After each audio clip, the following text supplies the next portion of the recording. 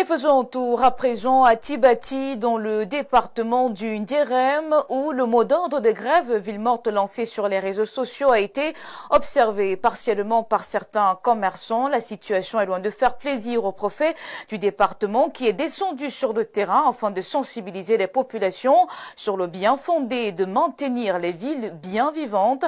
C'est un reportage de nos correspondants Jean Deyabou et Abdoul Moundon Labi. Boutiques et autres lieux de commerce fermés, villes désertes par endroits, les populations de Tibati suivent partiellement le mot d'ordre de grève lancé sur les réseaux sociaux. Peur pour certains et simplement suivisme pour d'autres. Le préfet du département du Ndiérem, Roger Safou, informé s'adresse aux populations sur les attitudes à adopter. Il était question pour nous d'aller à l'encontre de nos populations pour les rassurer de ce que les institutions de la République fonctionnent bel et bien sous l'égide de son excellent Paul Biya, qui est le seul qui ordonne les institutions. Et qu'en dehors de lui et l'ensemble de son gouvernement, sur le triangle national, les populations ne devaient pas respecter ce mot d'ordre.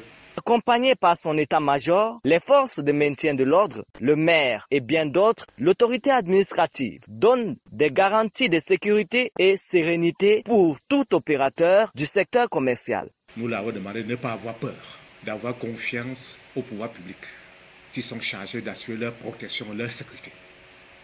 Et c'est le rôle du préfet.